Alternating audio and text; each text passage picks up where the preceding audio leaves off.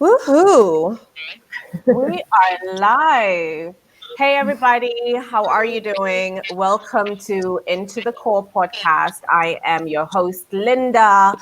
I am so excited to have you here. And today we're going to be talking about the state of the modeling industry as well as content in this beautiful continent that we call Africa, and how we can build it up and what we need to do to make, to be seen and to be heard. So it's to be seen in different, in various ways and various aspects. So we're going to dive into that. But before we do that, before I introduce my beautiful guests, you say the beautiful people, I tell you.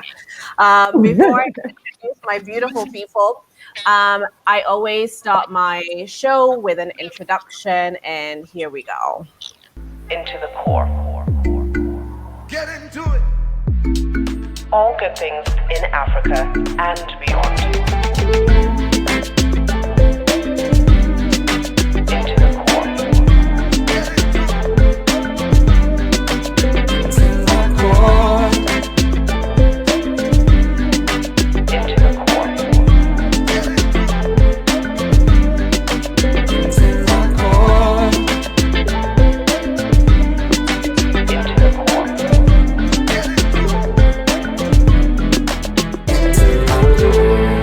All good things in Africa and beyond.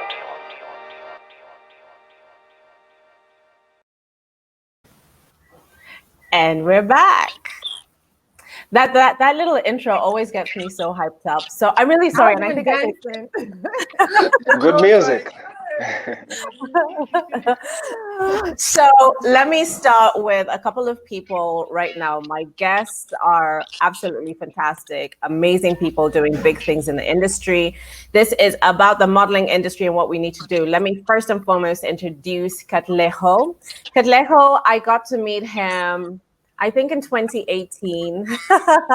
And he is absolutely fantastic. He is from South Africa. He is right now during this pandemic, I think, started a magazine. That is him. And you see how he's placed the clothes in the background. That is just, it's about styling and profiling. So I'm really excited. So he's been in the production side of fashion, and now, he's a creative director of VOGUE magazine. So welcome, Katlego. The next person I'm going to add is, let's go with Bisi. Women, so I've got men, women, female. Okay. So Bisi is absolutely fantastic. She's a model first, and she's also a booker. Am I allowed to say the name of the agency, Bisi? Yes, of course. She's a booker for ICE models in Capetown, and she's doing in Johannesburg. Sorry, and she's absolutely fantastic. I mean, we're gonna get the ins and the outs of how we can go about working with our agencies. And I say the agencies in Africa because I always talk about the good things in and out of Africa, but now we're all in Africa. So we're going to be talking about the factors out here. And our next guest is going to be the one, the only from Kenya. I have to hype him up a little bit. Because we love him. So we're going to be talking to Nelvin.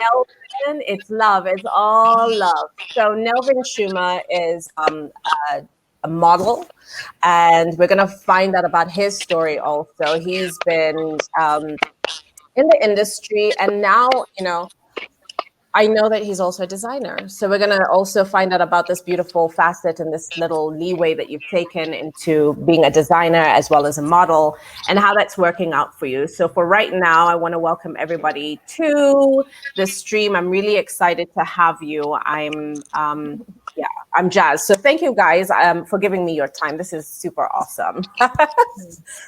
Okay. So now let's get down and dirty.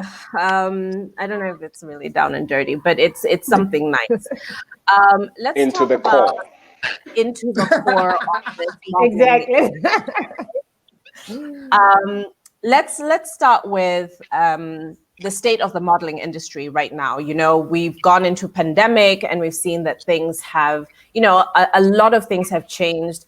I'm seeing that people are into now, I get the 3D virtual space, but what do you guys think? I'm going to start with Nelvin. What do you guys think about the state of the industry from the outside? You as a model, right now people want to go virtual 3D.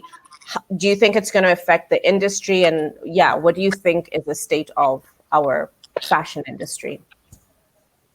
Modeling as it is right now, it's changed because even how clients book, they do their bookings, it's totally different. So international bookings and local bookings, they all heavily depend on the model, let's say, and how models are getting picked and how they're able to do the work per se. It's totally different now. So, for instance, I got booked for this job from back in Cape Town. It was a virtual casting. Okay. They did a whole, casting of all the models across, let's say, across the world, because they have diverse models from different places. Yeah.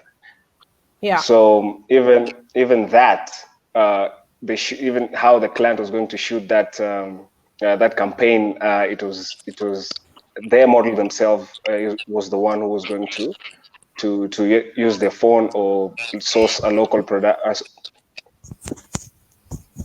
source a local Sorry. producer. You okay? Yeah, I was Yes. sneezing. Yeah. So even that, Yeah. yeah. So even that, it means now models have to do the extra work. Yeah. You there? Yeah, we can hear you. We can hear you. Keep going. Yes, so it's all totally different now when it comes to even how jobs are being uh, um, sourced from by clients directly to the model. Okay. What Yeah. about you? What about you, BC? I mean, like when it comes to what you think about the state of the fashion industry, what do you think needs to happen? Or what do you think the state of the industry is right now, and how is it affecting the modeling, the world of models?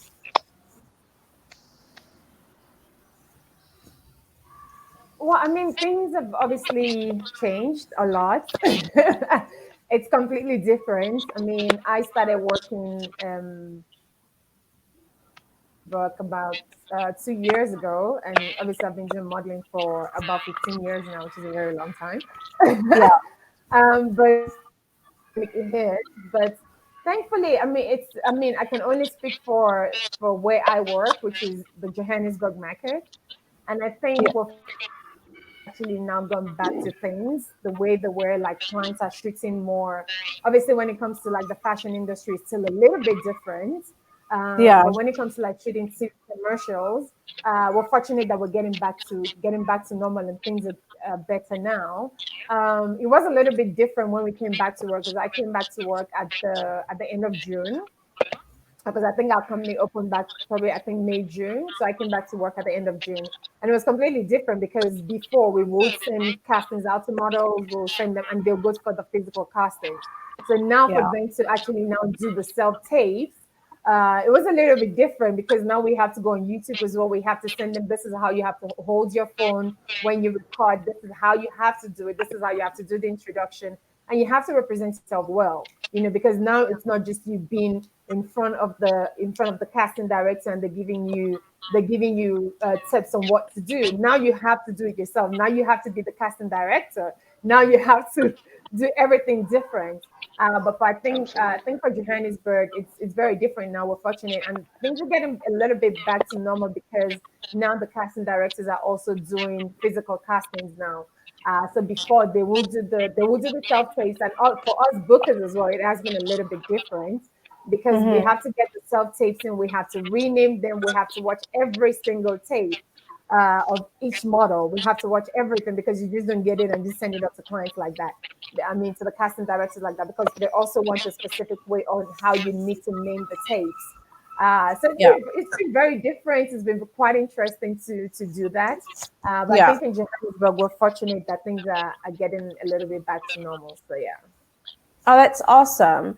What about you, Katlego? I mean, like now that you are, you did the first magazine online, and then how do you feel the industry is looking? I mean, yeah. What's your take on the industry?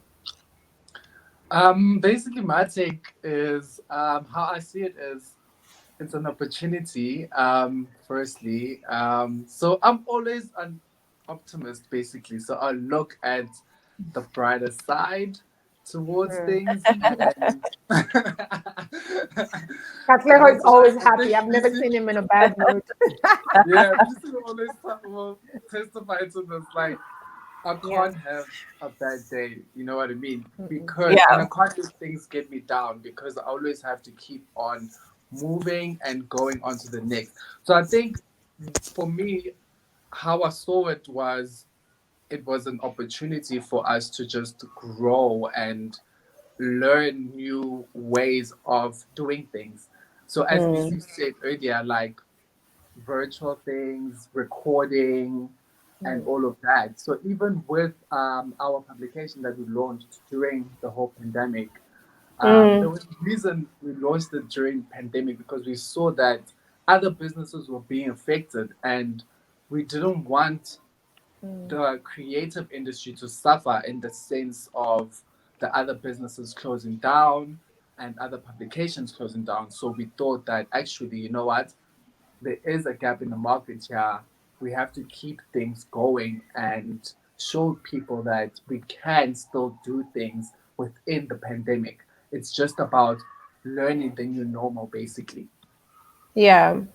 Mm. I really feel like we do have an opportunity to,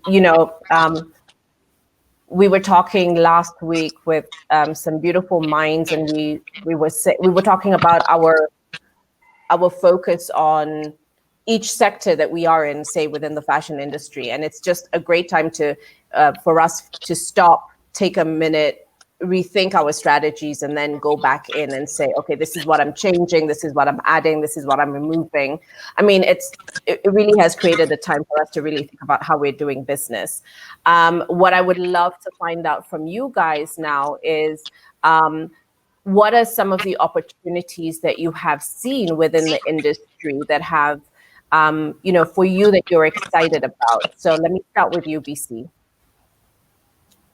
I think, like Katleo said as well, it's just the opportunity to become more creative. You just don't want to sit back and be like, okay, well, there's a pandemic, there's nothing that I can do right now. And I think it's also for the models as well to become more creative with themselves and with the way, because it's so easy to just go to a casting, and then you get there. They only give you a few minutes. You're there, you do the, because I mean, if you go for a casting, there's probably like 200 people there. Models talk about that all the time, especially when you go for like what is it called, a TV commercial casting. They're looking for Yeah, one or two people, but you get there, you have to wait for. I mean, I've gone for a casting before where I had to wait like 4 hours. And the reason for this is like this was spend a lot of money, so everybody was wasting. They're like, I am not leaving. I'm gonna get an opportunity to cast because this is good money, so I'm gonna dedicate my whole day and I'm gonna stay here. And I think also you just get a few minutes to do that, and you're not creative enough because you leave the casting and you're like, oh, I didn't do well. I should have done this. I should have done that. But if you're at home and you get to do the self tapes, you have more than enough time. Because at the yeah, agency, we always send out the costumes a day before or even 2 days before. So you have enough time to practice. You have enough time to rehearse. You have enough time to do the tapes, to do the self tapes over and over and over again as a model. So you have enough time to actually look at yourself like, you know what, I can do more. I can, yeah, you see the opportunity to do more. So for me, it's just for the models to become more creative with the castings, with the way they dress. Because you look at those tapes, like, okay, maybe this was not the right thing for me to wear. You can go back and change because you have 24 hours. I mean, if we send the casting to you today, we'll probably need it. Sometimes it's even over the weekend. So we Yeah. might send the casting on a Friday, and you have till Monday for you to be able to submit the casting. So you have the whole weekend. So it's for you to become more creative with the way you dress, your makeup, with the way you cast. You look at the videos over and over again. So for me, for the models, that's the way that I have seen it, for them to just become more creative in the way they do their castings. Oh, that's awesome. I mean, like I like that. I mean, like that now you have that you have time to really take care of what you look like. You don't have the pressure of seeing like, 30, 60, 100 models Yeah, all there. You have time to have that self-confidence and build that yeah. confidence. And that's the thing. Like Um, sometimes you go, there's some casting directors where you go to, and they cast you in front of other models, and the nerves are there because, like, even if you're good, you're like the other people sitting here watching me. Oh my gosh, I'm freaking out. But if you're yeah. doing the casting at home, you're by yourself. You have enough time. So yeah, you have a self confidence there. You can build it more. Nelvin, what are your thoughts too? What do you think? I completely agree with Bisi because, even on a different scale, look at it this way. You could actually do a concept and pitch it directly to the client. Yeah. If you're because as a model, if you have creative power where you can be able to do, let's say you're able to pull a designer, you're able to pull a photographer, a makeup artist. Let's say let's say they're your friends and you're able to do a beautiful concept and execute it well. That you can be able to pitch it directly to a brand, and they can pick up the concept because because if everything is done virtually and everything is online now, so you can be able to do a concept, pitch it directly to a brand. If they pick it, well and good, you know. I think you were going in and out with the network, but when you put it that way, I mean, like Sorry. I really like the fact that you can say, yeah, you can go and pitch to a client, or you can be a little bit more creative. But if you're booked through an agency, so here I am trying to get the agencies back. I'm like, come back, Okay. more jobs, more jobs. Uh, so I do like the fact that yes, you can reach out to clients, but how I'm trying to think about it is, we're talking about agency and models in agency, and trying to sustain a platform where it could be a dying platform at this point. There could be, this is the time where you're saying, like, you're right. I can go directly to a client. Why do I have to go through the agency? And I can pitch directly to them because we're miles and we're far apart. But how do we is there another way of sustaining the industry, especially during a time like this? You're signed to an agency, Nelvin, and so are you, BC. Do you get a lot of work through agency, or have you been getting a lot of client to model work? Katlego, I'm I, coming. for instance, Yes. since I'm now based in Nairobi, Kenya, Yeah. I've only gotten on one casting from my agency in Cape Town, Cover, Okay. and it wasn't able to convert into work. But the point that I said earlier about you pitching directly to clients is because here in Kenya, we lack Hmm. structure when it comes to agencies, more Hmm. so modeling agencies, Yeah. because of how it basically works here. It's not structured in terms of how it transitions from the model to the client, to the agency, then to the client. Yeah. So for us here, there's that opportunity where if you're able to create something beautiful, you can pitch it directly. But in an industry where the structure is more solid, like in SA, there it's different. Now you're able to get castings, and then once you get the castings, you either cast virtually or you'll go there physically. So there it works different than here. I believe so. Yeah. Okay. And then Can I Yeah. jump in also on that? In terms of like the industry and how I see it in terms of agencies and stuff. I think, especially with models, like I would say personally, it's a vital thing to have an agent, especially when you are, I think, also looking at the two different countries that we both all come from, basically. In South Africa, for instance, it's a must, I would say, to have an agency to be represented, just because some clients may take advantage of you. They may do certain things. They may pay you less. They may ask you to come through at different times. So, and as a model, sometimes you don't necessarily have the power to say, oh no, because you're also thinking, wait, this is also a paying gig at the end of the day. So an agent helps you in terms of representing you and being like, almost like, I don't want to put it A that way, bridge. but almost like the bad guy in the business of it, Well, the and one being who like, fights for you. this is what we agreed on. So my model isn't doing one, two, and three. Because a client can easily say, when you're on set and stuff, change and be like, actually, I don't like how certain things are happening. I want things to change. But in the agreement originally with the agent, that was not communicated with. So I would say that agencies are extremely, extremely vital, I would say. So Absolutely. I'm gonna come to both of you. I'm gonna ask Katlego and Nelvin. Nelvin, what would you like to see in the agencies here in Kenya? And Katlego, that will go for you. Because I'm sitting here in Kenya and BC, I'm gonna come up with a one up, like sell that ship home. But but Nelvin, you know what I mean? You've been here, you understand how the agencies are. What would you like to see the agencies do for you? And how would you like to be represented?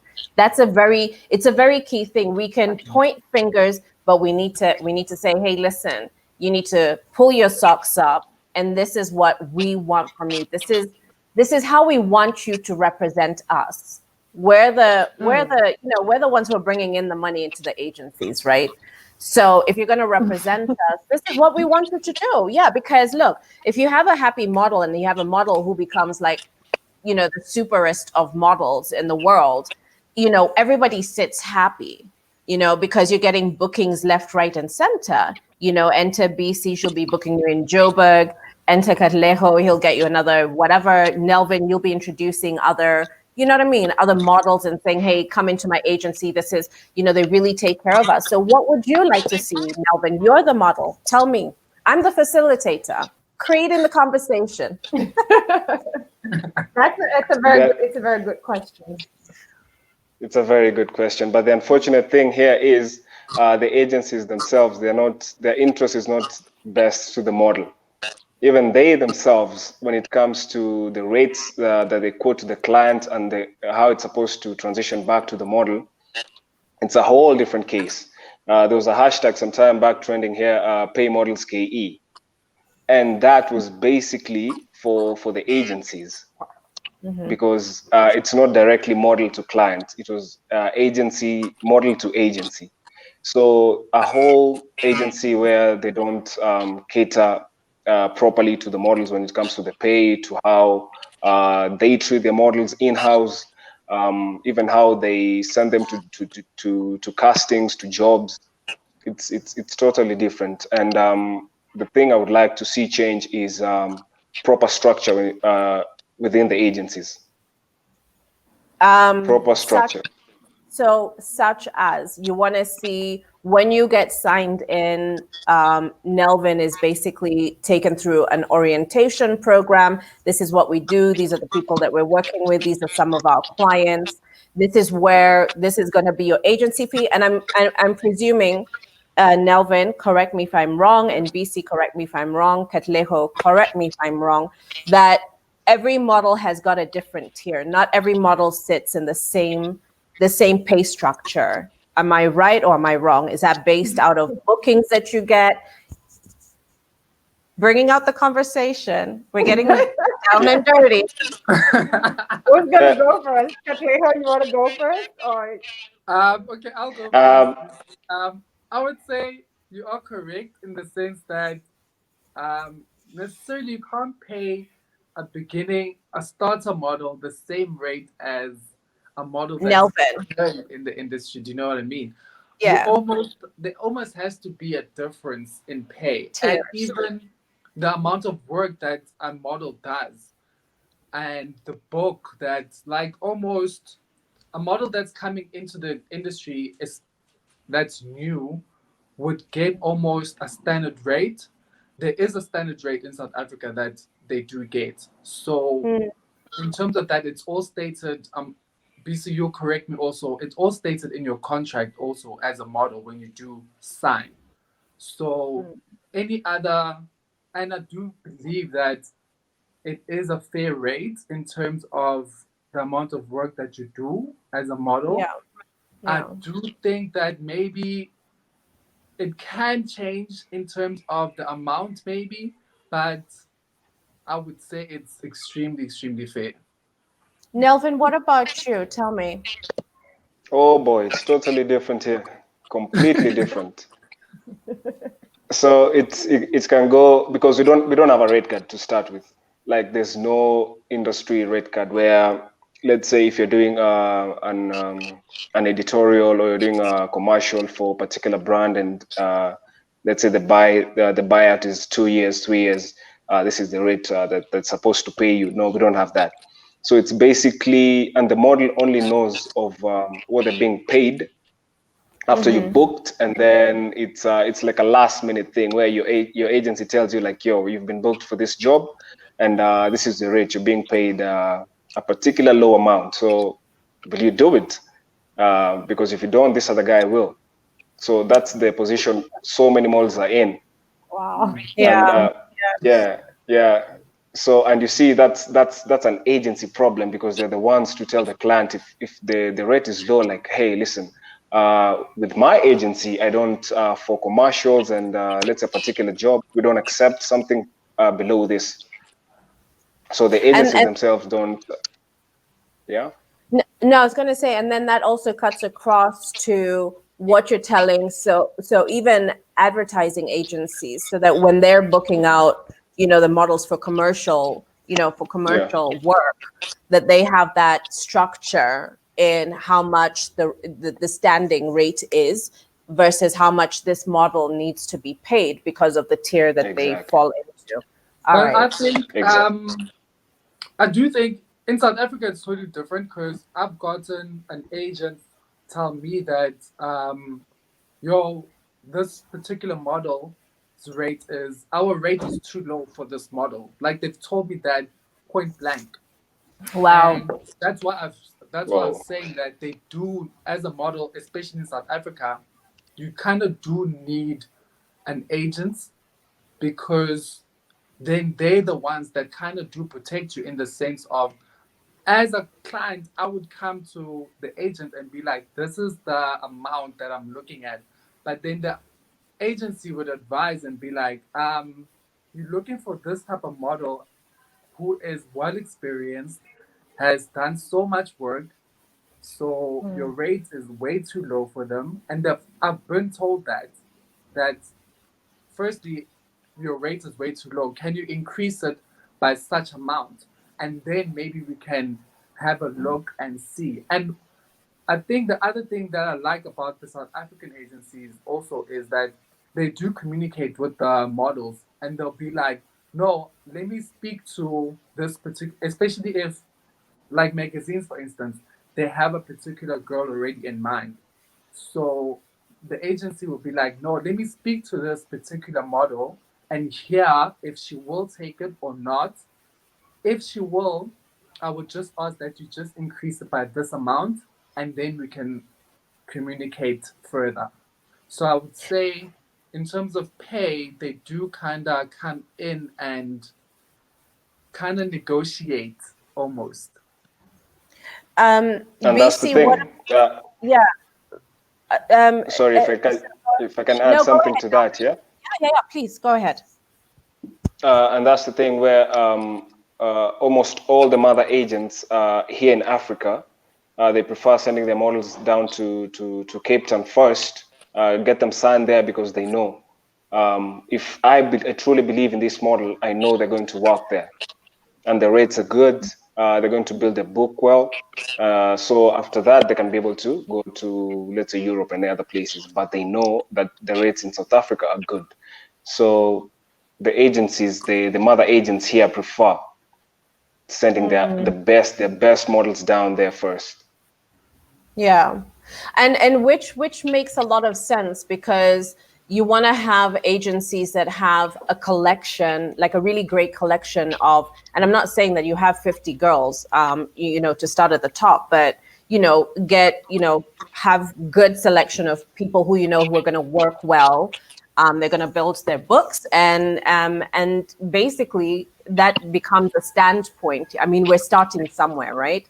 Bisi, what do you think in terms of agency when you guys are selecting models to how you work with mother agencies? How do you go about that, and what are the opportunities? Because remember, I also speak for my sister in Ethiopia. Nelvin knows her, Mahalet, in terms of scouting, yeah, in terms of scouting people to go down and work and the works, how does that, what are your thoughts? So you mean like scouting obviously from other African countries? Yeah, because you see, they're talking about the agencies fight for you. So what is your back end? You're working for an agency. So what does that look like for when Bisi has booked a girl? How does that, take us through the whole process?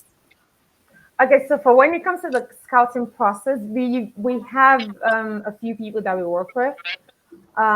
So I mean, like usually when we get models from Nigeria, a lot of them just like, so we've had agencies from Nigeria that will send us emails and be like, oh, we have, so they'll send a couple of the models, they'll send the pictures, and we look at that. Yeah. So we do have some agencies that have emailed us, and we've had models directly email us as well, saying they want to come work in South Africa. And we've had models we get emails all the time because I mean I do the model submissions at work, and we get submissions every single day. You even get like people from Namibia, from everywhere, from Kenya, from all of those places. But we go through the pictures, and if the person fits the criteria for the agency, we talk to them further. But it's a little bit difficult because of the work permits can be quite hard to get. For South Africa, it's not always the easiest thing to get, but we go through the process of preparing the documents as well. I mean, it was the same for me when I joined Ice Models a bajillion years ago. I actually asked, it was, I don't know if Katlego still works with him, Jan Milan, when I came to South Africa in 2004, and he took me to Ice in Cape Town. But at the time I was going to Paris. So I was like, I'm going to Paris, it's fine. But then I had to come back here, and he gave me the contact of Jane Soleus. She's the director of ICE, and I sent an email, and I'm like, I want to come to South Africa. I think it would be a great opportunity for me to come work here. And they sent me all the documents. So we do that as well. If we get pictures of models and we see that they have the potential to be with us, we send them all the documents that they need. But it's just, I think sometimes the problem is just always the work permits that can be a little bit difficult to get. And also some people come into the country with the visa, and just the process of the work permit can be very difficult. So we do find a lot of potential. We get emails all the time. We go through some scouts. We have a guide that we work with here as well, and he sends us models. So we do find potential from everywhere. So yeah, I don't know if that answers your question. Somewhat there. Ask more. Ask more. No, yeah. No, I mean, like I feel like in terms of agency, like Nelvin was saying, there's a huge gap to fill, say in Kenya, with our working processes and how how we represent models and what we want from the models, how we do our go-sees. Do we even do go-sees, Nelvin? No. No, we Just don't. clarify that. So it becomes a thing of the agency making sure that we change that structure. You know what I mean? Which I feel that even by the time a Kenyan model or a Ethiopian model understands what it means if they were to come to work in Okay. South Yeah. Africa or in Paris or whatever, and what that rate card looks like, what their portfolio looks like. Because when they're going in to see the designers, it's a whole other different. If you're going to see Katlego and he's like, "Oh, these are the type of models that we're looking for," you're looking at their book and then you're saying, well, first try on this outfit because maybe the book is not showing me everything that I need to see. And then from there, you're making your decisions. But I do think that we do need to really change our structure out here. I believe in that. I would And say, Nelvin, is that one of when the reasons? Mhm. so I would Go say ahead. in the South African country, actually in Africa, I know a lot of people. I mean, we've had people that say, "I want to do modeling. I'll quit my job or I'll quit school." In Africa, you can't do that. It's not the You industry is cannot. big, but it's not that big. It's not big enough for you to quit school. It's not big enough for you to quit your job.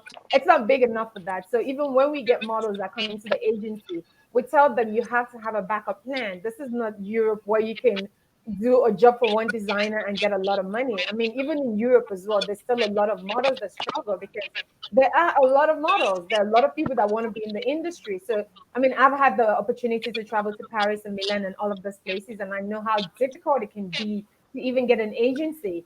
So it's the people at the top that kind of make it look so easy. The Kendall Jenners and the Gigi Hadid, they make it look like, no, just go to New York and you'll be fine. No, you're not going to be fine. Because a Yeah. lot of people, so we tell as well, like, we know you want to be models, but you have to have a backup plan. You have to have something else you're doing. And even when we bring models from Nigeria, we bring models from Kenya or all of those places, we tell them as well, like, you have to have something else that you're doing here.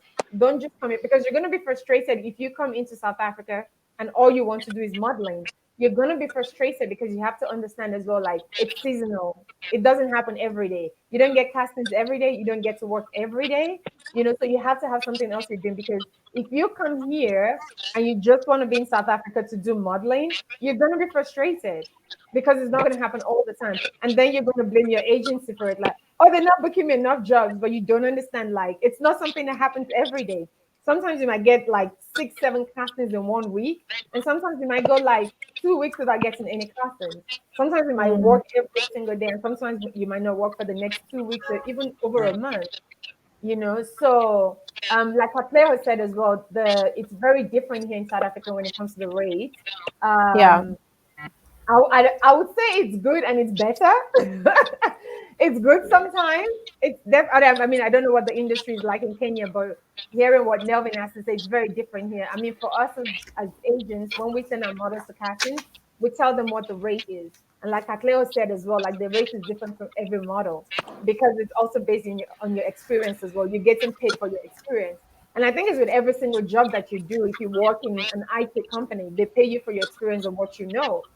So you're not gonna go to a job and get the same rates as a model that just started yesterday. So and Yeah. when we send things out as well, we send this is the rate. And you as a model, you have the right to decide, I don't want to do it because the rate is not good enough for me. So we're not gonna force you and say, if you don't do it, somebody else will. No, we don't, we're not gonna tell you that. We'll tell you this is the rate. Are you okay with the rate? And as Katleo said as well, we also negotiate because that's the reason why we have agents. That's the reason I'm an agent. I'm the middleman. I'm there to send you to castings. I'm there to negotiate your fees. I'm there to look if a client sends something in and they want this model because then sometimes we get something like we want this model. We're like, not for that rate. You're not going to get that model for that rate because we know the work they've done. We know where they are in their career. So yeah, it's definitely good for you to have an agent because they negotiate the fees. Because sometimes the models sometimes don't also understand the contract, but the agents do, and they help you in that aspect. So yeah, for the rates is always different for every model. I mean, I've been in the industry for 15 years and more. I wouldn't want to get paid the same as someone that started last week because the experience is Absolutely. different. So yeah. Um, Nelvin, and then Katlego. Nelvin, what do you these must have been some of the frustrations that you had being a model out here and saying that, okay, I'm not gonna work within, I'm not gonna get an agency to represent me here. I'm gonna look outside, or somebody outside found you. And how has that experience been for you? For me, I was lucky because at some point, because I wasn't too sure about the industry here. So I was only booking independent jobs from the relationships I had built Yeah. from the good agencies that we have, but I wasn't signed to them. So there was this my mother agent now is called Ronnie from REDG. He scouted Okay. me through the concepts I had done before. So Okay. he picked me up. He picked some of my pieces up, and he was like, "Hey, dude, you're doing some amazing work. I would like to guide you and eventually represent you as a mother agent, and then we can be able to see how we can proceed from there." So Yeah. he was able to guide me through the kind of shoots I'm supposed to be doing, how I'm supposed to be as a model myself, how I'm supposed to carry myself, how I'm supposed to take care of my skin, my hair, my nails, So Yeah. he's the one who guided me through the entire process of being an international model per se. Then I eventually signed to him, and then he was Yeah. able to place me first in Cape Town with cover models. That's where I did my first season in 2018. Okay. Unfortunately, that year was the year where there was the water crisis. Oh. So yeah, so it was a different script then. So like Bisi said, as a model, when you go somewhere and you expect that that's the only thing you'll be doing, you're supposed to do, and you'll get good money off of that. That's going to pay your bills and maybe save some. That can be it's not always that way. So it was a very tough season that year, but good thing I had a skincare product which I carried with me, so I was Okay. able to yeah, so I was able to shoot and market it there, and I was able to sell it there. So that's what sustained me during that time, because there was no jobs at all. We'd go, let's say, a week or two with only one casting. Yeah. Yeah. So a Wow. lot of yeah, so a lot yeah, so a lot of models at that time, they were quite frustrated because it's not what they expected. Um, and it could be quite it could be quite hard. So with that being said, uh, now that's why I was able to pick up my passion for designing. Mm-hmm. Uh, yeah, so I'm able to combine modeling here and designing at the same time. Oh, that's really fantastic. And I've seen your stuff, which was just, it's like, Katlego, he's really amazing. So you need to get some of his stuff. No, like Thank you.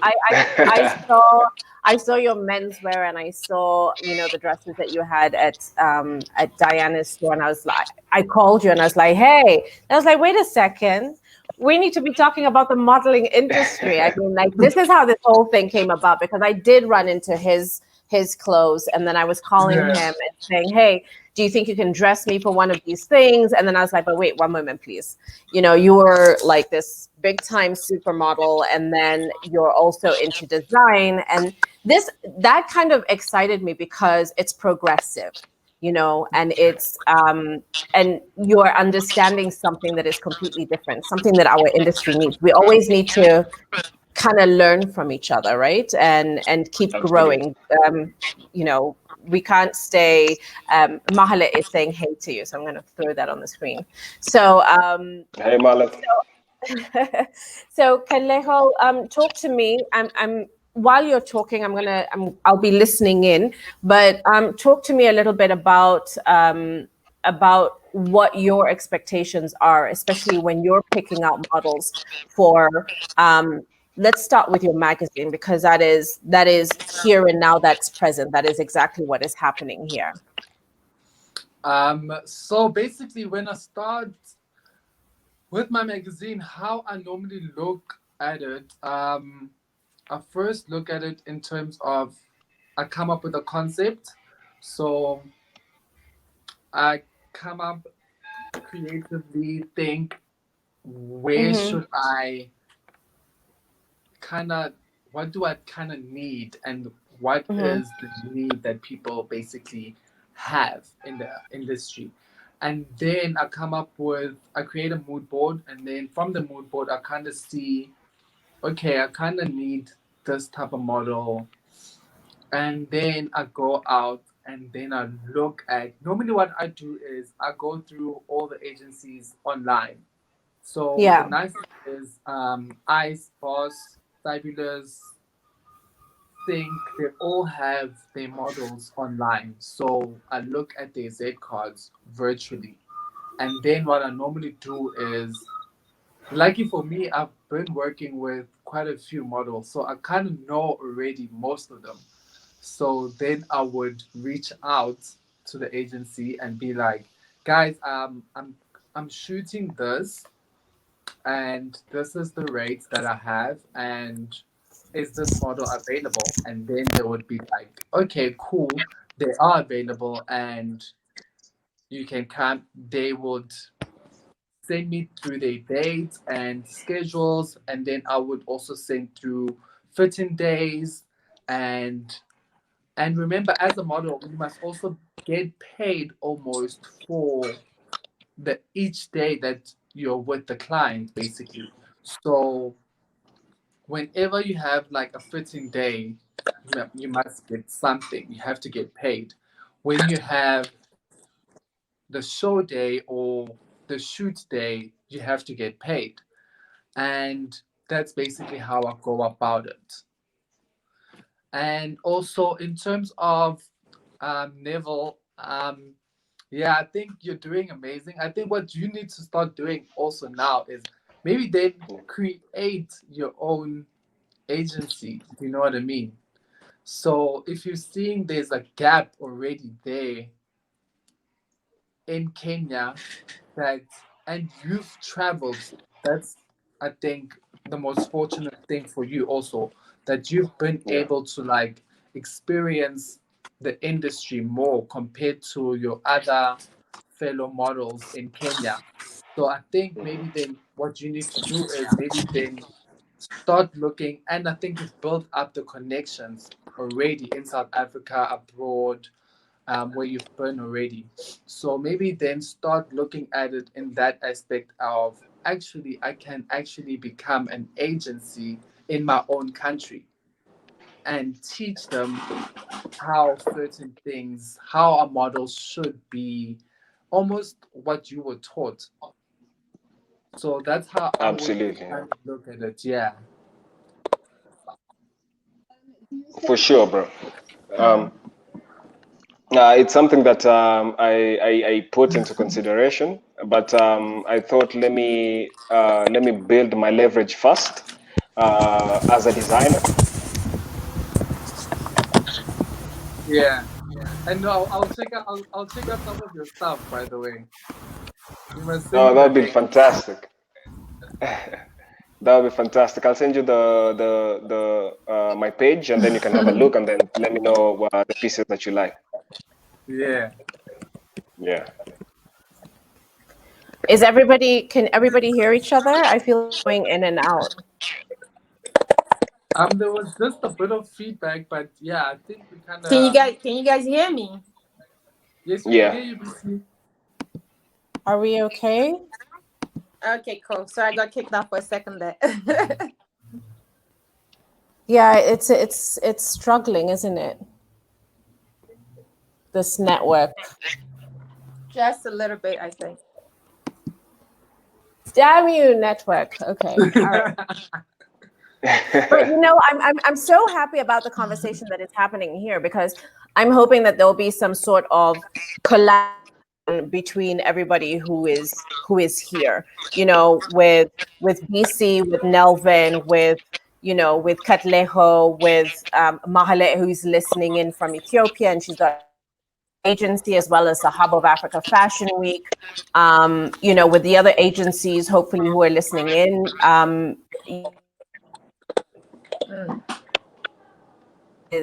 people need to understand what the opportunities are. And one of the main reasons that I started this podcast was to highlight people who are doing different things and showcase, the opportunities that could happen. I know I'm a little bit in the dark, so I'm going to keep playing with this while I ask you guys a question.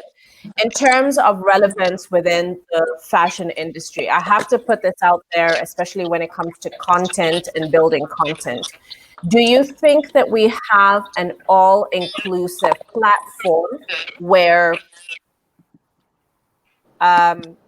sorry, I am going to say it, where the Black models are included, especially when it comes to print magazines?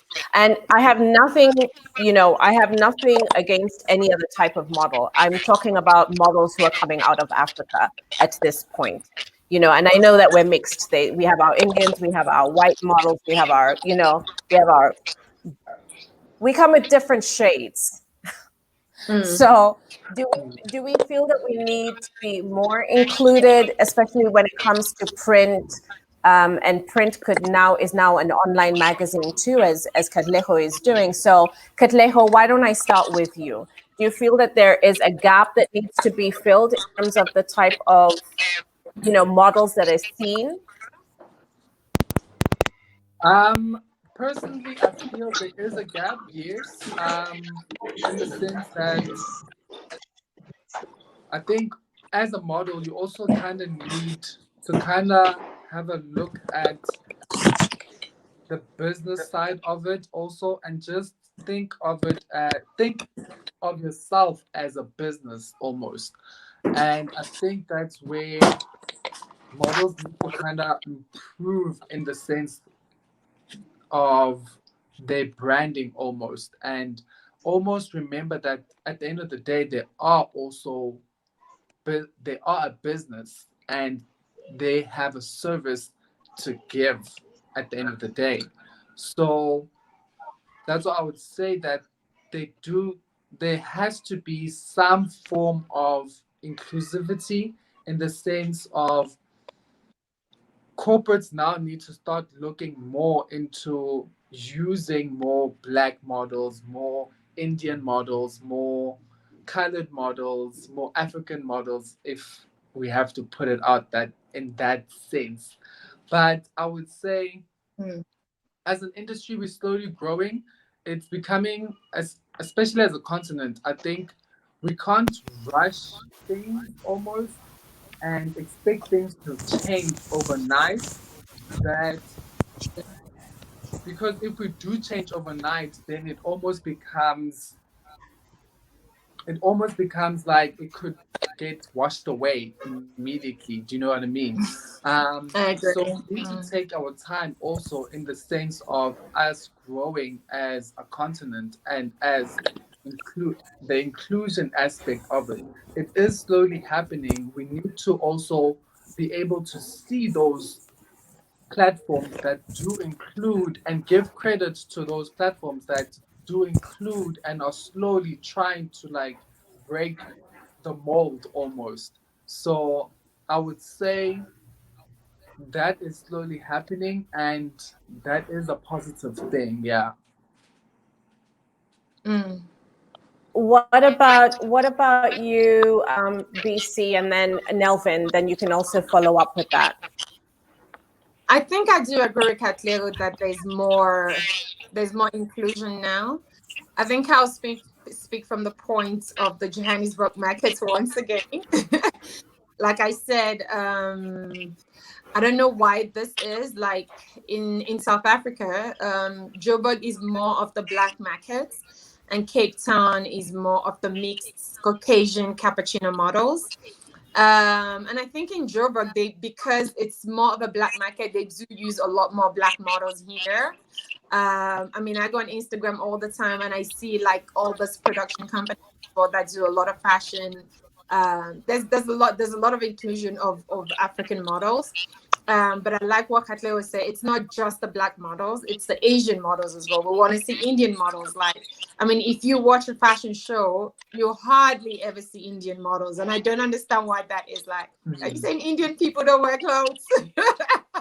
Because they do. Indian people wear clothes, Asians wear clothes. So we need to see more of that, and it's not just. But I think in the Johannesburg markets, we definitely do have that. We have, I mean, with the magazines here as well, you see a lot of the black models in the fashion magazines on the runway. I mean, we just recently did, fortunately enough, I was part of SA Fashion Week, because they are doing the virtual show from the 22nd to the 24th, and we had the opportunity to shoot it last week, and there was just a whole lot of different models there. You've got the cappuccino models, the white models, the black models. So yeah, I think just like Katlego said, it is changing. It's not where we want it to be, and I like what he said, that you don't want it to just completely change overnight, because it just comes and it goes. But if it grows, it is better. But I would say from the Johannesburg market point of view, we definitely do have a lot of inclusion of the black models internationally. There's a little bit of it, because I mean, I think I was watching one of the shows, because I think it was just the Paris Fashion Week that they did the shows just now, and you see a lot more Asian models. I mean, if you see all the campaigns that are happening now, you still see, like with Dior and Chanel and all of these designers, they're including more Asian and black models. It's not where we want it to be, definitely, but it's better than where it was before. I mean, years ago, you go overseas, it's even hard to get an agency. They'll tell you, we already have someone that looks like you. Like, no, you don't. You just don't want to take me on. You have nobody that looks like me. But it is changing now, and I think that is, like Katlego said, it is a positive thing. So yeah. And what about you, Nelvin? What do you think? You've worked in that industry. You've seen what it looks like. So what are your thoughts? I'm so dark out here. Damn. It's, I feel it's way better now than before. But if I can ask this, yeah, is it inclusion from an aesthetic point of view, where a campaign, it looks nice if with a black model there, with an Asian model there, or is it inclusion for real, where we're actually considering these different ethnics, where we actually want these models to do work? Or is it just from an aesthetic point of view, where my campaign would look really good if I have this particular set of you know what I was okay, so the reason why I talk about inclusion is because there's been this whole now we're seeing a little bit more darker skinned people on magazines, right, which is really great. But what I'm trying to say is I want inclusion in terms of work. You know, I feel like a model is a model is a model. Campaigns can look really differently. I mean, like, depending on the scope of your market and who you're speaking to, what's your market space, where, you know, what is your brand about? Who are you? Who's your target audience as a brand, right? There's some people who go left, right, and center. You know, it's just everybody. It's like United Colors of Benetton. By the way, where are they? They were like United Colors of Benetton. You would see every skin color across the bound. I remember I just had a conversation recently with someone who just said, well, I have to travel down south to look for the really darker skin models, but does that represent my whole country because we come in different shades? You know, and I was like, oh, that's such an interesting, valid point, because then it just means that right now I'm happy. You know what I mean? That we're seeing a lot more dark-skinned people being included in campaigns. My question is that, you know, when we're talking about the representation across the board, are you seeing everybody that you need to see? You know, if you're talking about a Kenyan, you've got people from Taita, you've got your people from Lamu, you've got your people from, you know, we range in, like, put it on a grade. we have different shades. So my thing is my inclusion within the whole market. Who represents Kenya? I say we've got our Wazungus, we've got our Indians, we've got our, you know, I don't know, Black people with all different shades, you know, starting from really light-skinned to really, really, really dark. So mine is, am I seeing an inclusion in every campaign? I don't know. It's something just to debate about. So you guys go ahead. Yeah, I think it's a very fine line I think I because of. agree with you. I think Go ahead. Sorry, Kat. Sorry, Nelvin, go ahead first. no, it's fine. Go ahead. Go ahead. Yeah, And then jump I'm in, saying Bisi, it's after. a yes, it's a very fine line because of the different how we are. Let me, for lack of a better word, let me say divided in terms of tribes and all that.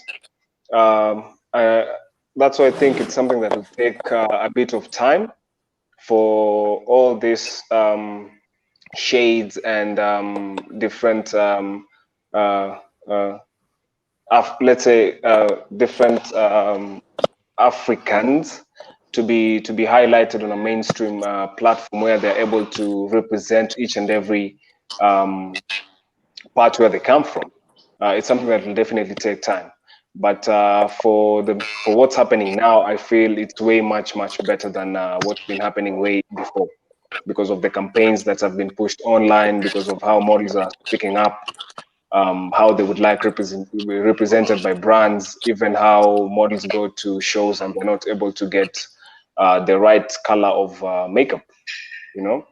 So it's something that, it's something that we've been able to air out over the period over time, and it's getting better as time goes by. Oh, that's awesome, BC. What did you have to? What were you saying? No, I think I wanted to talk about the representation even on the international scale. I think at a point a few years ago, it just felt like if you had to come from Africa and you had to walk the international runway, you have to be dark skinned and you have to have some crazy story. Like I'm not from a village. I don't have a crazy story, you know. And at that time, I felt like every single model, especially from Africa, that is on the runway, they always have to be dark skinned. They have to be from Sudan. And I've met somebody from Sudan that looks nothing like what the stereotypical Sudanese. That she's not dark skinned. She's light. She's got like big hair, you know. And but they would tell her like, okay, maybe she's not dark skinned enough. Like, how can you be from Sudan and look like that? You're not dark enough. And I think on the international scale, it was very different. Like you had to, coming from Africa, you have to be dark skinned, short hair, and a crazy story, you know. But thankfully, it is a bit different now because I mean, I watch the shows now and I see a lot of models from Nigeria, from different African countries, and they're not as dark skinned as they would want them to be. So it is definitely changing, which is a good thing because, like you said, Africa comes. Africans become in different shades. You know, we have different hairstyles. We don't. Not all Africans have like crazy afro like mine. Some people, their hair is softer. There's no shrinkage. It's very different for everybody. And I think that's also changing now. I mean, even with the Miss Universe that we have now, you know, like her hair, she's not got the waves and everything. I love the beautiful short hair that she has. And that's very different. Years ago, that would never have happened for them to have, you know, a Miss Universe with short hair like that. So I think it's a great thing that things are changing. It's slowly but surely. So yeah, that was my take. I just saw Mahalet saying, yeah, inclusion. I know that there's also other, conversations that are happening on the back end and the reason why I asked about the inclusion, Nelvin and Katlego and Bisi, was because there is an amount of people who are feeling that there is a lack thereof to a certain aspect. But like I said, this is debatable, and I'm happy to hear these points of views. You know what I mean? Because it only gets better, as we have the conversations and we can say, hey, yeah, this is how we want to be represented. This is why we want to be represented, and even speak to clients and say, how about we represent? Why don't we try something a little bit different? Why don't we add this, and this aspect?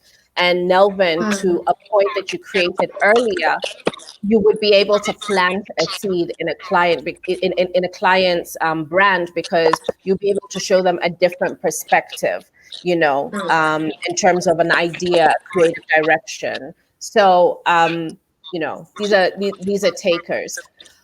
um we've reached the 1 hour mark, and I want to be able to ask two final questions.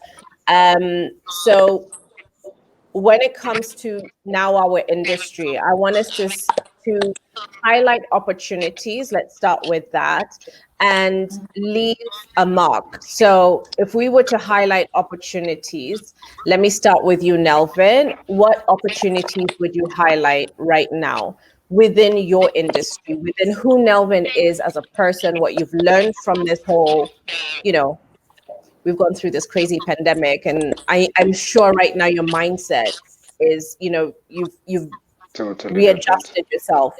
So what are your opportunities? Highlight your opportunities, and then we'll get into that last question, which is, what is your ticker? What is the one thing that you would leave behind? Go ahead. I think a model should be able to grow past just the pretty face. You need to be able to look at the industry from a 360 point of view. What the client expects. What is it that I can be able to offer? How can I be able to make this thing different? So for me, it's growing past the point of just waiting for jobs from let's say agents. I'm able to do my own concepts in terms of how I relate to a particular brand. So I'm able to do this is in regards with the agents with the problem with agencies that we have here. So I'm able to do concepts with either with my designs or with my modeling skills, and then pitch them directly to clients and able to grow. Also, another thing that I'm keen about is models should have that aspect of influencing in them, because now brands are not booking the same way they used to. If it's not directly through an agency where they book you, depending on your portfolio, if you're able to have some aspects of influencing, you're able to build your own followers and crowd. You're able, brands are able to approach you directly because they know you have a particular market ready. Yeah. So as a model, you should build leverage in every possible way you can, All online right. more so. Yeah, Gotcha. yeah. Katlego, what are your opportunities? How are you seeing your opportunities? What are the things that you could highlight as your opportunities? So basically, how I see my opportunity is it's just branching out more, and I think it goes back to also how I see models also, because normally how I see models is they're still human beings at the end of the day, and it goes back to the point that I brought up earlier that they are also brands. So looking at themselves as brands, and that's how I know I have what I have taken, and I see there's an opportunity there that as a model, you need to kind of look at yourself as a brand and as a business, first of all, and just also the opportunity of learning from other people and seeing what other people have done and taking away from what other people have done so that you as a person don't have to go through that same thing or that same path that person went through. So Yeah. that's an opportunity that I've kind of seen. And just be mindful of also social media. Like social media plays a huge role now. I think technology is increasing. We need to kind of see that opportunity also in terms of technology and what we can do with technology. I mean, like BC was saying earlier, how SA Fashion Week now shot their virtual shows, all of that. So that's all opportunities that we have never thought of before the Yeah. whole pandemic and before like the whole craziness of lockdown and COVID and everything. So Yeah. yeah, I would say that is a huge opportunity for me also. Mm. Fantastic. Thank you. BC, what are your thoughts? What are your highlights? I think Katlego and Nelvin has actually said it. It's social media as well. It's the opportunity for you to still grow as a model. I think social media right now it's a great tool for you. I mean, it's always been, but even more so than ever because now everything is virtual now. I mean, like I said, with the SA Fashion Week that just shut, it's actually great because you can get to watch the show anywhere you are because now they're doing the virtual shows. You can get ticket and you can watch it in the comforts of your home.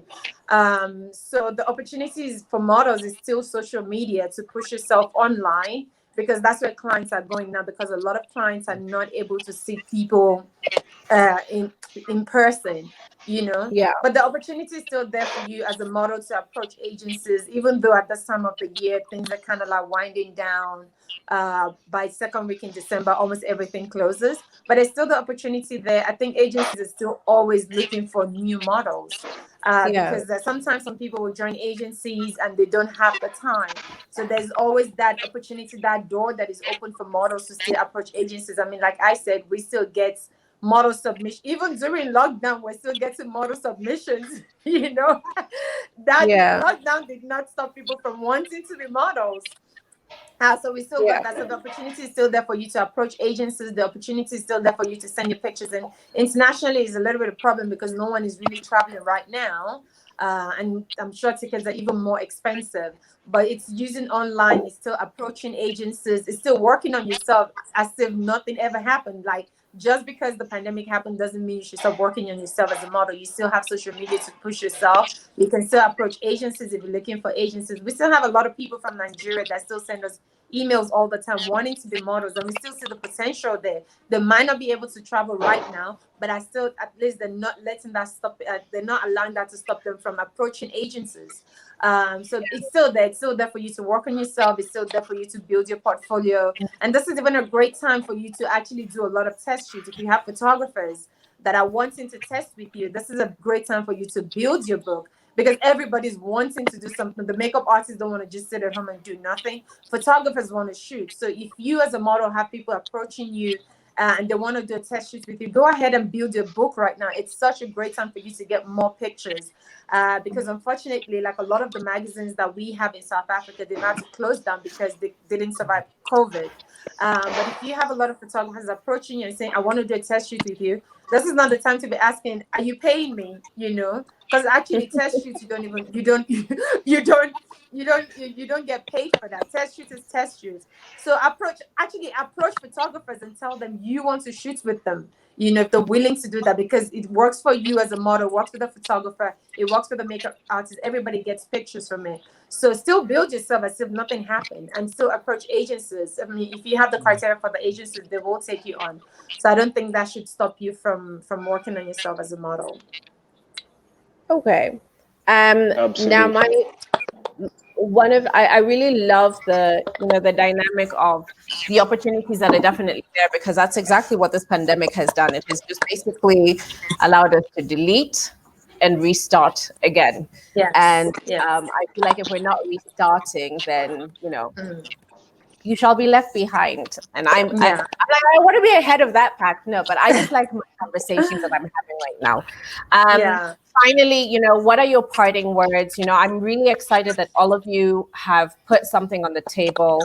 I'm I'm going to start it off by saying agencies need to pay attention to um, to the models and how you represent the models and why you represent the model.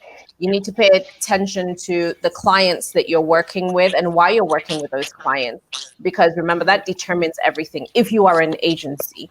And now for the models, as Nelson has said, I leave it with I leave his words, his parting words are Mm. going to be my parting words. I'm going to be like what he said. But I I'm excited for the opportunities that people could have and could build and could grow into. And I'm looking Mm. for more diversification certification in terms of content and content building. So that one goes through Katlego, and the amount of information that you're seizing out there. May you highlight a lot more people and build the brands that need to be built and the businesses that need to be built. Let me just see. I'm thinking about for because I know Mahalet is still here, so I'm going to say to those who run, who have events, mine is that I still always want to include models, but I will pose this to agencies, and I don't say modeling agencies, but also advertising agencies where they pull in the money. Pay attention to what people need, deserve, and how you're going to actually elevate and grow an industry. A lot of, anyway, so that's another one for another day. Let me get the agencies in here and then we can have those discussions. Maybe I'll call you guys back and I'll be like, Nelvin, talk to them about representing brands and how we should be represented and why agencies are getting cut off here and why you guys are not paying the right amount of money and why you guys are going under the table. Oh, yeah, you see? Yeah, things need to change in Kenya. From what I've heard, things need to change a lot. Oh, yeah. Absolutely. Yeah. It's like a whole. I think we need to go to Kenya just for a little bit, for like a couple of months. Yeah, I think we might just invade Kenya. we have our work cut out. I'm trying not to. I'm trying not to poke the beasts, man. But okay, so. But okay, so last parting words. Let me just leave it there because I'm like, Nelvin. Linda, if you can allow me to ask you something, yeah?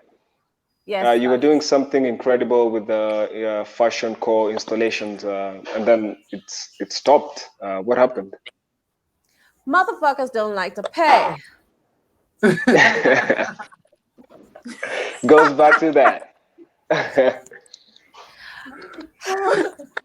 Sorry, don't mind my. Sorry, mommy, if you're watching this. This is like the third time my mom's just catching me in the middle of like this stuff. But the core is definitely there. I'll tell you what. Our structures definitely need to change.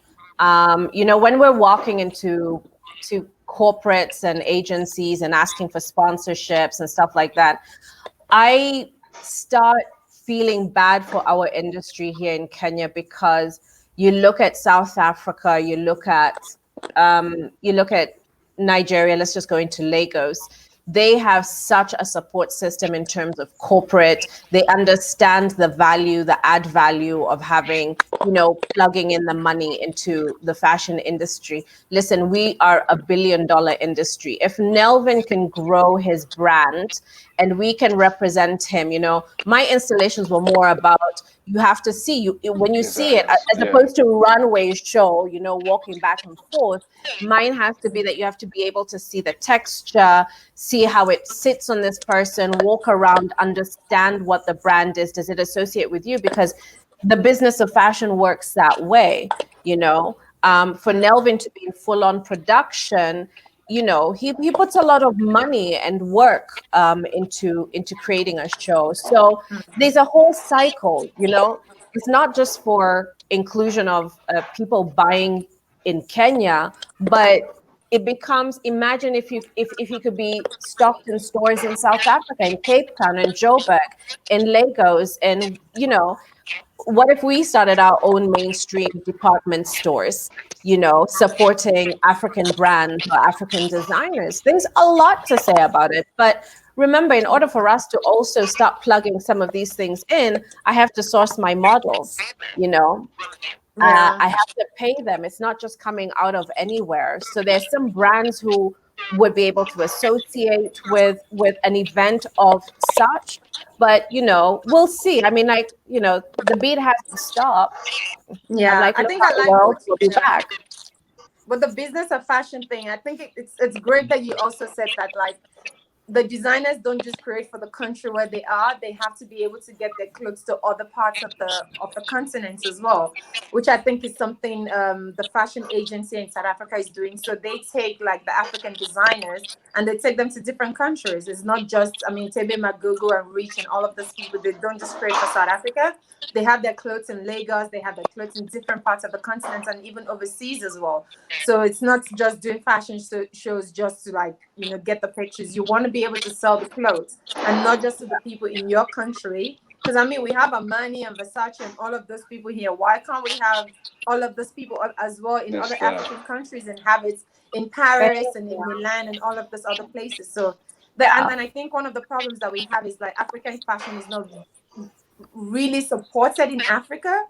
And I think that's one thing, like, people need to start supporting the African designers. Like, a designer would, I mean, somebody would rather pay 10,000 rand for a Giorgio Armani jacket than to pay 5,000 rand for, I don't know, Tebe And Magugu Nelvin. or David Clary, you know, or a Melvin, exactly, just because it's not Versace or it's not Armani. So I think what we need to start doing is just promoting the African designers as well, that's another topic on its own. So yeah, it's a I business know. of fashion. It's crazy. Yeah, that's You a know, whole nother topic. it's a whole other topic.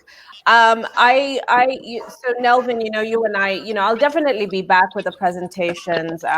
It's just now restructuring itself in some way, form, and the other. But it had to also start with conversations like this. So this, to me, also becomes a blessing. In disguise, that we can sit here, we can have this and say, hey, Katlego, let's do this. Nelvin, let's pull up here, let's do something different. And Bisi, let's support, you know, the rest of our Kenyan models, you know. It could be, hey, could you book these guys? Could you take a look at these guys? You know, mine is just, let's collaborate, let's make things different, and push the envelope forward. But I'm going to have to love everyone. So Katlego, one last final words, darling. Did I give you your last final words, Nelvin? Let me start with a no, gent. not yet. Nelvin, go. Yeah. Final word. All I can say is we are in a different setup now, and we should be thinking of how we can elevate as an industry, and it all comes to everyone playing their part in terms of the stylists working with designers, working with models, working with photographers. So it's a whole 360 that we should embrace, and I'm glad that through such kind of podcasts and talks that we're able to have these conversations out, so we can be able to improve, and that's what I'm happy about. All right, thank you, darling. Katlego, where are you? I see you up here. Yeah. Go for it. Yeah, last final words. I'd just like to say thank you, Linda, for creating such a platform where we're able, just echoing also what Melvin was also saying, just creating such platforms where we're able to communicate and interact with each other, and also just see each other's opportunities and see and help each other where we might not see there's an opportunity. And also just the knowledge, passing down knowledge from different aspects and different people. And yeah, so yeah, big ups. Thank you so much. You're most welcome. BC, your final words. I think my final word would be to people that want to be models. Because speaking from the point of a model booker, is as a model, never stop working on yourself. Especially people that are trying to get into the industry. The way you approach agencies is very important. The kind of pictures you even send into agencies is very important as well. Like, the pictures you send in represents you. So in approaching agencies, be sure the pictures that you send in represents you well, because they have a lot of people that I have a lot of model submissions that I go through on a daily basis, and if those pictures don't represent you well, sometimes we might move on to the next person. So for me, the advice is just to models: keep working on yourself, keep building your book, keep informing yourself about what is going on in the industry. And yeah, I think that would be my final word.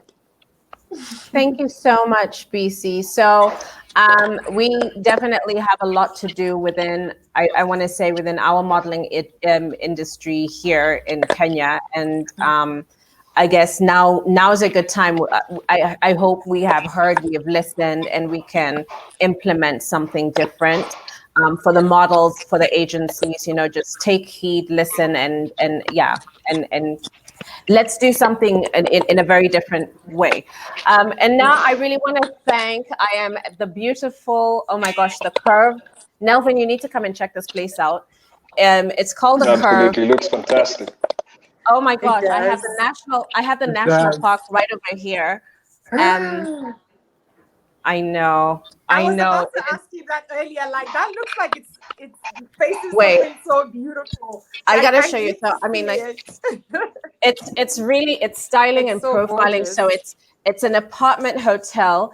And if you look over here, oh, okay. So I don't know if everyone can see my background, but at the back is our national park and our SGR growing over there. Hold up. Let's see if we can see it. Wow. Can you see that? Oh, So it's a yeah. national park Wow. back there. And then our roads are coming up, so it's also very nasty. But this is like Wow, that is such a gorgeous. beautiful space. So they're building an express highway, but you've got the national park, and Kenya is the only country. Are we the only country, Nelvin, in Africa that has a national park within the city? Let's claim it before someone else does. No, So, that's yeah, us. we That's are. us. So I want to thank this beautiful partnership that I've had with the Spartan Hospitality Group.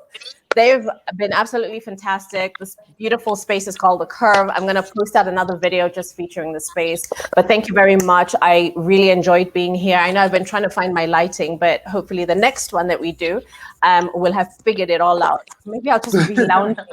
Maybe I'll be lounging in the bathtub having a conversation with my next people. I don't know. Wow. Going down south. But thank you all so much, Nelvin. It's such a pleasure. Thank you so much. I'm so proud of you. Katlego, we were supposed to meet. So I mean, even if it's this way, I'm super, super, super honored to have you. And thank you for introducing me to Bisi. And Bisi, thank you so much for jumping in on this. This has been brilliant. So happy Wednesday wherever you are. Look out for The Curve.